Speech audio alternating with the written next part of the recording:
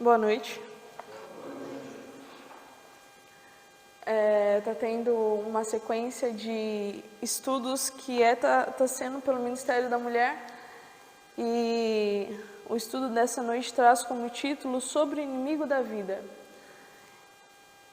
E o verso que ele traz diz o seguinte: Eu sei, porém, que o rei do Egito não deixará ir se não for obrigado por mão forte. Quando eu li esse texto, eu já lia a frase seguinte, que vem na introdução: quem é o nosso inimigo? Quem que é o nosso inimigo? E muitas vezes a gente pode denominar algumas pessoas: não gosto dessa pessoa, eu acho que essa pessoa me incomoda, e acaba tendo uma certa inimizade. Mas quando a gente fala de inimigo, vivendo neste mundo de pecado, nós não podemos pensar em pessoas, nós temos que pensar na situação.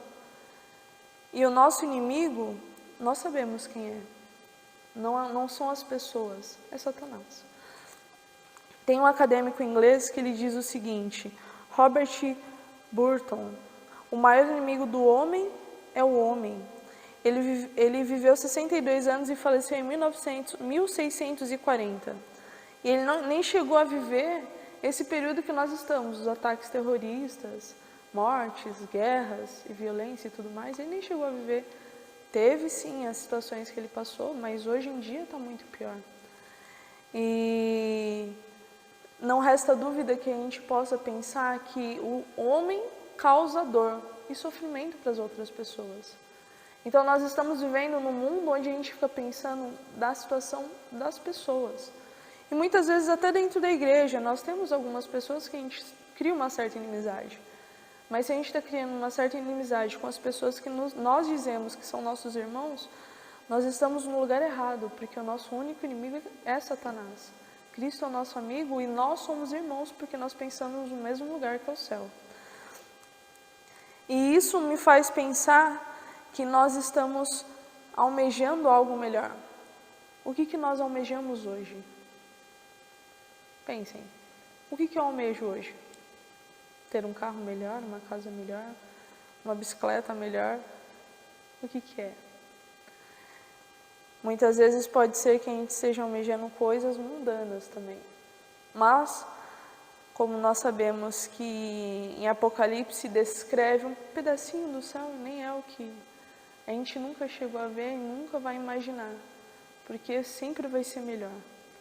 Se nós estamos almejando o céu, nós sabemos que Cristo quer nos levar, mas o nosso maior inimigo não quer deixar que nós partamos daqui. E eu vou fazer uma pergunta: quem é o nosso inimigo e que guerra precisamos enfrentar? Sabemos que é Satanás. E qual é a guerra que nós estamos enfrentando e que precisamos enfrentar?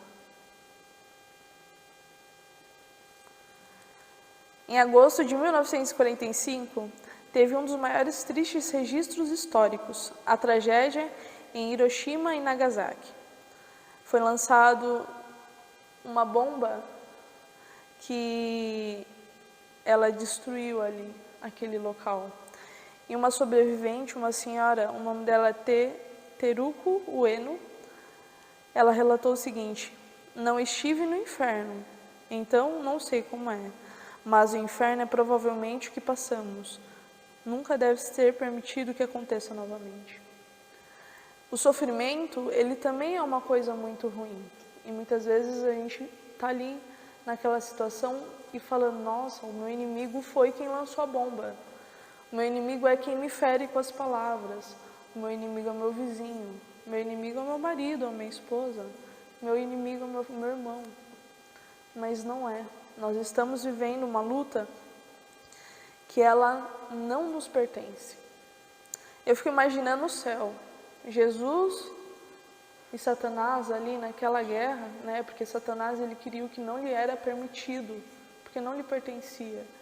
E ele queria, então ele tentou tomar força, então ele leva seus anjos para guerrear contra Miguel, né? Como a Bíblia diz. E naquela guerra, nós éramos quem? Nada. Daí o que acontece? Satanás, ele cai na terra e ele tenta fazer o que com a gente? não permitir que a gente participe do céu. É isso que Ele quer. Então, se a gente para pensar numa forma maior e mais profunda da situação, a gente vai ver que nossa vida não é nada além do que almejar o céu. Tudo que tem em volta, qualquer situação, boa ou ruim, nós vamos passar pela morte. E se não passar, os nossos entes vão passar pela morte. Então, nem a morte pode falar assim, isso aqui é muito ruim. Faz parte desse mundo de pecado. E se nós estamos caminhando para o céu, a gente tem que observar que todas essas situações só são parte do caminho, não é o fim. O fim é o céu.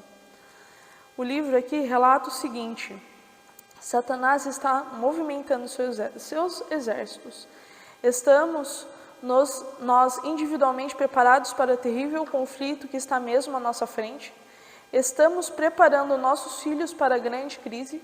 Estamos nos preparando a nós mesmos e a nossa casa para conhecer a posição do adversário e seus métodos de guerra? Estão nossos filhos formando hábitos de decisão para que possam estar firmes e inamovíveis em todas as questões de princípio e dever? Oro para que possamos todos compreender os sinais dos tempos, a fim de que preparamos a nós mesmos e aos nossos filhos de maneira que o tempo do conflito Deus possa ser nosso refúgio e defesa. Nós estamos nos preparando? Eu gosto de pensar no tempo, sempre. Como que eu tenho usado o meu tempo? E quando eu sento com os meus alunos, principalmente os particulares, para falar que eles precisam estudar, eles falam que eles não têm tempo, eles têm 10 anos. O mais velho tem 12. Não tenho tempo. Como que você não tem tempo? Eu sempre organizo assim o horário deles. Você acorda a tal horário, vai para a escola, então esse tempo você não mexe. Final de semana eu nem mexo com você. Daí eu começo a colocar, o que você faz? Daí eu organizo. Porque eu já fiz muito isso para poder estudar. Daí quando eu termino de organizar, eu falo assim, você não tem 30 minutos? Não, eu não tenho tempo. E quando a gente para pensar no nosso tempo e nas situações que o mundo está vivendo, nós estamos preparados para o fim do tempo? Não. Nós tivemos agora um problema que foi recente, a pandemia. Ainda está, mas as pessoas não têm mais medo. Mas só o fato que passou pela pandemia, as pessoas saíram da igreja. Imagina quando piorar. Porque se a pandemia foi ruim, eu tenho certeza que vem algo pior. E nós estamos preparados para o fim do tempo? Nós estamos preparados para esse conflito que tem acontecido? E quando a gente para pensar em preparo, a gente sempre está saindo atrasado para fazer as coisas. E assim, eu tenho planejamento, eu estou organizando, e não tem nada pronto ainda, só está organizado na mente, não está pronto. Daí na hora de sair, que eu preciso pegar e fazer as coisas, ficou alguma coisa para trás, porque eu não estava preparada. E com Cristo, será que a gente vai correr, vai lá igual as virgens, enchem os vasinhos delas de azeite, todo mundo dorme, na hora de acordar todo mundo acorda. Só que elas não estavam preparadas. E se a gente se colocar no local das virgens, no lugar delas, será que eu também não vou estar preparada naquele grande momento? Porque em algum momento a gente vai ter que despertar, porque todo mundo dorme. A não ser os atalaias, mas se nós formos uma das virgens, nós vamos dormir também. E na hora que Cristo falar assim, acorda, eu vou estar como? Pronta? Não, pera, eu vou voltar lá porque eu esqueci.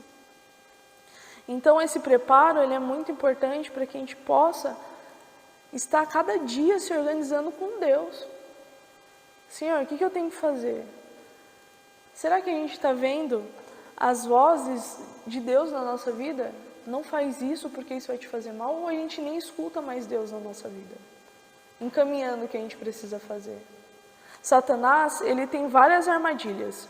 Eu estava ouvindo um estudioso falando e ele vende pela internet, ele trabalha com a internet. E ele estava falando que fizeram uma pesquisa, essas universidades americanas, e descobriram que essa nova geração, elas vão ter 50% menos inteligência que os pais. E a história vem trazendo que sempre tem mais inteligência, porque teve novos descobrimentos, teve novas coisas, né, que surgiram, e as pessoas estão mais inteligentes, mas essa nova geração não vai ter. 50% menos inteligente. É metade. Daí a gente para pensar, eu não gosto nem de pensar na medicina, assim, porque essa galera que se formou pelo IAD, que nunca mexeu em nada, copiou muita coisa da internet, vai pôr a mão na pessoa. E aí? Eu nem me preocupo com comida, né? Você come ali, passa mal, mas na hora de cortar ali faz um negócio errado, porque não estudou. E essa nova geração que vem, e essa que está vindo está muito pior. Eu vejo meus alunos quando eles começam a brigar, e eles brigam por coisas tão ridículas. E eles não têm amor. E Satanás, ele está na frente dessa nova geração. No nosso tempo, ele é precioso. E Satanás está ali cuidando porque ele não para de trabalhar. É a gente que se acomoda, mas ele não parou. E ele tem, como diz aqui, Satanás está movimentando os seus exércitos. Eu não sei se alguém já jogou xadrez, e quando eu era mais nova eu jogava, e quando vai fazendo a sequência assim, das peças, a gente tem um plano para pegar o rei. Daí a gente faz toda a sequência e coloca tudo de frente para fazer o ataque surpresa. É sempre assim. Porque eu já pensei nas jogadas na frente. E o adversário também está vendo isso aí, ele já vai organizando para não ter. Mas e se a gente não está pronto? Checkmate. Acabou o jogo. E Satanás, ele vem organizando de uma forma com que a gente não está observando. A quantidade de pessoas que estão depressivas, ansiosas, com todos os problemas, são doenças da mente. Tem uma pregadora adventista, Rosana Alves, ela é neurocientista. Em um comentário que ela fez em um dos sermões que ela pregou, ela diz que quando Jesus veio para a Terra, Jesus ele passou muito tempo do seu ministério curando as pessoas. E ela comenta que ela acredita que foi uma forma que Satanás teve para que as pessoas não pudessem ver os milagres, não pudessem ver Jesus, mas estavam o tempo todo pedindo milagres, milagres, não viam Jesus. Jesus veio para um ministério, ele pregou desde ali da queda do homem, os homens já sabiam que Jesus ia vir alguém que pudesse salvar eles. E quando Jesus chegou, quem que estava lá esperando? Ninguém. Os pastores ouviram, porque estudavam, foram alguns. Mas era uma nação inteira do povo de Israel que não prestou atenção na notícia. E agora Jesus está voltando novamente, e nós não vamos ter uma terceira chance. Essa é a chance. E Jesus está voltando, e nós estamos como? Até uma coisa que ela comenta que me faz pensar também, que o fato de nós estarmos acima do peso faz com que o nosso cérebro ele esteja inflamado. Então a gente não pensa direito, a gente não dorme direito, não faz nada direito, pelo fato de ter engordado. Agora a gente para ver um pouquinho o que a mídia fala, a nação está sobrepeso, já está doente, e Jesus não está voltando, e as pessoas estão observando. E muitas vezes a gente para pensar e fala assim, não, mas Satanás não é tão astuto assim. Ah, ele é. Ele é. Não podemos viver como se não houvesse um oponente. O grande conflito, ele é real. Se nossos olhos pudessem abrir, não haveria gracejos e brincadeiras. Eu gosto de uma história quando Eliseu, ele está cercado, e a pessoa que ajudava ele, o servo, ele vai lá correndo e fala assim, Eliseu, nós estamos cercados. Eliseu está calmamente. Daí ele fala assim, mas o que a gente vai fazer? Daí Eliseu ora, fala, Senhor, por favor, abre os olhos dele para que ele veja. E o Senhor abriu os olhos dele e ele viu a quantidade de anjos que estavam ao redor cuidando dele. E nós estamos vendo esses anjos, eu me coloco nessa posição, porque muitas vezes a gente passa assim, vai fazendo as coisas e fala assim, nossa, eu acho que não tem ninguém. Claro que tem. Cristo, ele não deixa pelo menos de 2. Vai lá, nós temos o nosso anjo que está ali cuidando da gente. Mas quando nós estamos passando por atribulações, quantos anjos Deus me envia para cuidar da gente? E nós estamos vendo?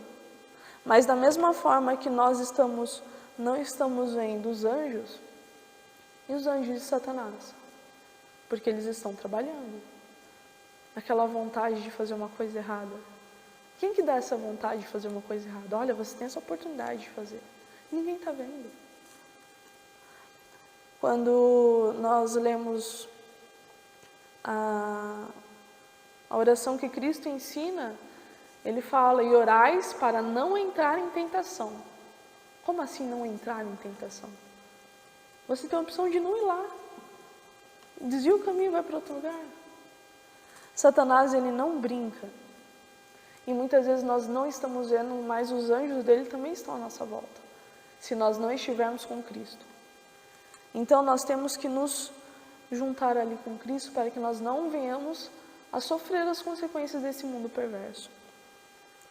Nossa principal arma continua sendo a palavra. Nós vamos encontrar isso em Efésios 6, de 11 a 18, que diz o seguinte: revestivos de toda a armadura de Deus, para poder ficar firmes contra as ciladas do diabo, porque a nossa luta não é contra o sangue e a carne, e sim contra os principados e potestades, contra os dominadores deste mundo tenebroso, contra as forças espirituais do mal nas regiões celestes. Portanto, tomai toda a armadura de Deus para que possais resistir no dia mau e depois de ter vencido tudo, permanecer inabaláveis. Estais, pois, firmes, cingindo-vos com a palavra e vestindo-os da couraça da justiça. Calçai os pés com a preparação do evangelho da paz, embaraçando sempre o escudo da fé, com o qual podereis apagar todos os dardos inflamados do maligno. Tomai também o capacete da salvação e a espada do Espírito, que é a palavra de Deus, com toda oração e súplica, orando em todo tempo no Espírito, e para isso vigiando com toda a perseverança e súplica por todos os santos. Nós estamos nos cingindo da palavra de Deus. Interessante que vai falando do capacete, fala da couraça. Por quê? Porque Satanás está tentando de todos os lados nos atacar. Tem uma passagem bíblica que diz que o justo viverá pela fé. É uma das coisas que mais tem me feito pensar. O que é só viver pela fé? Porque não vamos ter mais nada, viver pela fé. E se você não tiver fé, será que vai estar vivo? Porque se não viveu pela fé, não é justo. Não sei como que isso vai acontecer. Mas como é que nós estamos caminhando neste mundo? Acorda de meia hora rapidinho. Ai, Senhor, esqueci, eu estou atrasado. Por favor, cuida de mim. Vai comer rapidinho. Ai, Senhor, por favor, abençoa. Vai dormir. Ai, Senhor, estou cansado. Desculpa, por favor, cuida de mim. Imagina se Deus fosse assim: peraí que eu vou fechar o olho, só vou orar igual você ora rapidinho. O que acontece com a nossa vida? Um desviar de Deus, a gente bate. Acabou. Foi ceifado. E todo dia Deus tem misericórdia e cuida da nossa vida. Todos os dias Deus tem cuidado da nossa vida. E todos os dias que nós acordamos é um dia para que a gente possa ter oportunidade. Quando a gente anda neste mundo que está tudo muito rápido, é uma cilada do inimigo, para que a gente não possa enxergar o tempo que a gente tem com Deus. Acorda cedo para ler a Bíblia, porque durante o dia depois acabou. Não dá tempo. Piscou, acabou o dia, estou deitando de novo. Precisa acordar cedo. Precisa estar ali junto com Cristo para que o inimigo não possa vencer dia a dia na nossa vida. Porque vai chegar um dia que a gente fala assim: tá bom, hoje eu não quero mais ler. Porque nós somos pecadores. Nós não temos a vontade de falar assim: pera, que eu quero estar com Cristo o tempo todo. Se você não se alimenta todo dia, não tem vontade. Satanás, ele cria formas de que a gente fique preso a ele. É interessante que a gente pode pensar na história do povo hebreu. Eles chegaram ali com José, com Jacó, ficaram ali. Quando os irmãos dele vão conversar com José, ele fala assim: olha, vou falar para vocês o que vocês vão falar para Faraó. Vocês são pastores, vocês não vão ficar muito tempo, avisa, que vocês não vão ficar aqui muito tempo. José morre, aquele faraó morre, passam-se muitos anos. O povo fica lá 400 anos. Cadê aquela palavra que eles não iam ficar para sempre? Eles esqueceram. Por quê? Porque quando José ele fala para os irmãos dele, isso estava na lição passada. José sabia quais eram as ciladas que eles iam passar, então ele falou assim, ó, fala para vocês não sofrerem. E o povo de Israel ficou ali por muitos anos. E Faraó, quando ele tenta segurar o povo de Israel, ele vai falando o que para Moisés? Vai, pode ir só os homens. Pode ir só os homens com as mulheres. Pode ir, mas os velhos ficam. Os animais ficam. Ele fica ali segurando. Dá uma oportunidade, mas segura outra. Dá uma oportunidade e segura outra. Dá uma oportunidade e segura outra. Será que a nossa vida está assim também? Olha, você vai ser abençoado até aqui, mas aqui não. Porque Satanás também tem poder para fazer milagres. Ele também tem poder para derramar algumas, vamos dizer, bênçãos na nossa vida. Porque tem pessoas se perdendo ricas. Foram bênçãos de uma certa forma. Nossa, estou ganhando muito dinheiro, mas está perdido. Perdido no mundo das drogas, perdido no mundo da prostituição, perdido no mundo. E Satanás, ele vai entregando coisas pra gente, para ele segurar de uma forma. Mas eu tenho tudo. Eu conversei com um rapaz recentemente, e ele estava achando muito estranho porque eu não trabalho no sábado, na sexta-feira e nem no sábado. E ele veio contar porque tinha um rapaz que trabalhava com ele, ele contou a história desse rapaz que também era adventista. Esse rapaz, ele falou assim, que ele guardava o sábado. Daí um dia ele descobriu que está errado ficar guardando sábado, porque ele ficou muito rico, foi isso que ele falou. Ele guarda um dia da semana, ele tira como um dia sétimo para ele. Se o sábado tiver muito corrido, ele guarda na segunda. Eu falei assim, como assim? E ele não parou de ser próspero por conta disso. Mas ele pega um dia da semana nele e guarda. Pode ser domingo, pode ser segunda, pode ser terça. O dia que ele fala assim, hoje eu vou guardar para Deus. Tá certo? Não. Pela metade. Pela metade não tem nada certo. Estou guardando para Deus. Deus aceita? Não. E Satanás vai entregando coisas para que a gente fique preso ali. Ó. Daí ele falou assim, mas ele está muito bem de vida. Eu não sei por que você não está guardando, pode ser que você esteja fazendo errado, pode ser que prospere melhor para você se você fizer igual ele. Daí eu parei assim, pensei. Daí eu vi exatamente o que a Cid fala, não dá lado para a serpente para ficar discutindo esse negócio. Não vou discutir. Daí eu falei para ele o seguinte, na Bíblia só diz sábado. Os outros dias só primeiro, segundo, terceiro, quarto, quinto. Ele falou assim, mas não tinha nome, não tinha mesmo. Mas sábado sempre foi sábado. Satanás, ele dá as opções. Olha, você tem tudo isso aqui de opção. Jesus falou o quê? Você só tem um caminho estreito. Quando nós temos muitas opções, nós podemos nos perder. Nós somos livres? Vocês são livres? Ou tem algum vício assim que segura?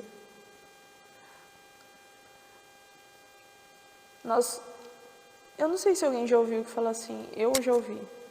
Mas você não bebe, você que escolhe se você quiser beber ou não quiser beber. Mas você bebe todo dia. Eu tenho a opção de falar não. Você é um viciado, eu não sou. E as pessoas invertem esse negócio. Falam assim, não, isso não tem nada a ver. Tem sim. Muitas vezes nós não somos livres. Nós estamos presos no trabalho, nós estamos presos em alguma relação, nós estamos presos com o celular, nós estamos presos na igreja, colocando a igreja em primeiro lugar do que a família, do que Deus. Mas será que nós temos liberdade? Vamos ler 1 Pedro 1, 18 e 19.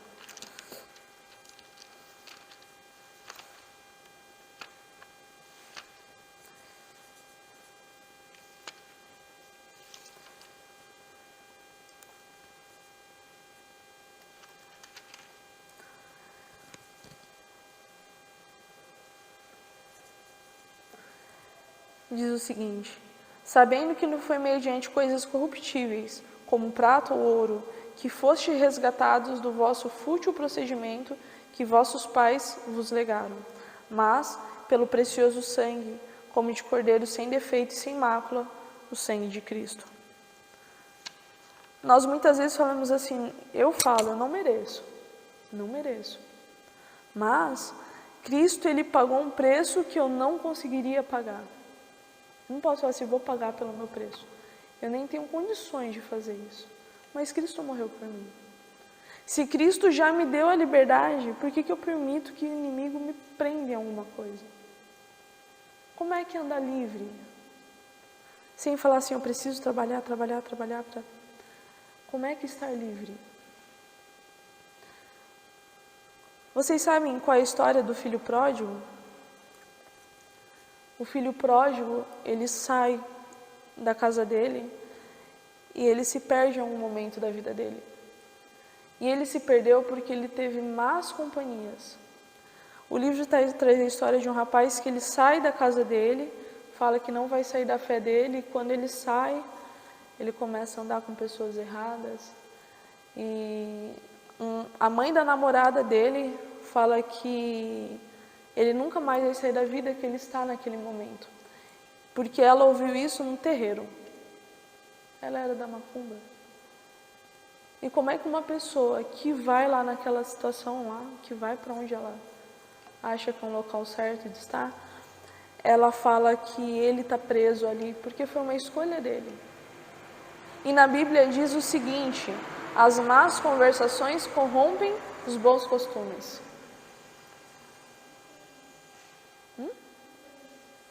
Sim, quando nós não estamos com pessoas certas, muitas vezes nós não conseguimos brilhar, porque nós deixamos que o escuro que está à volta nos encubra.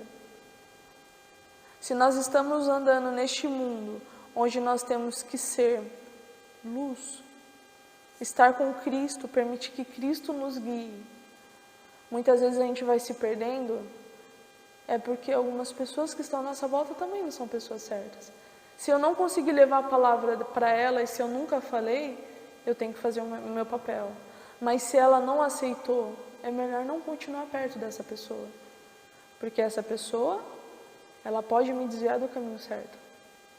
Tinha um rapaz da cidade de onde eu vim, que ele tinha um grupo no Facebook, há muitos anos atrás, que era mais...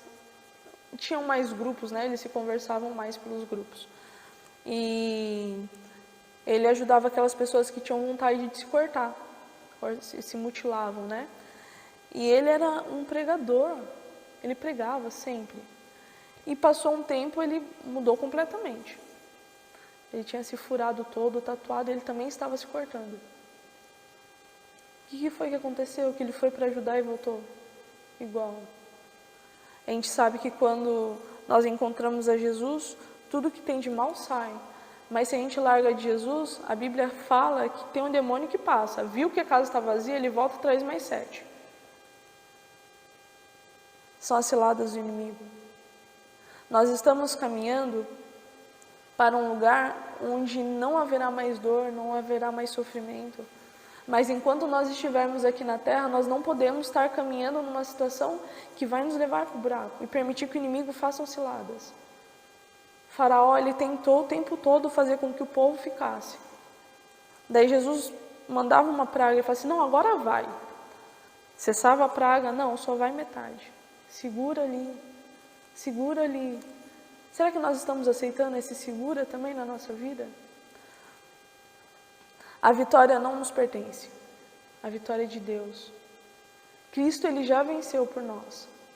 Nós não temos que fazer mais nada, porque Cristo já fez tudo. Nós temos que estar do lado dele, sem as opções que o inimigo dá, mas andando junto com ele, no caminho estreito mesmo. Nós vamos ler Apocalipse 12, no versículo 11.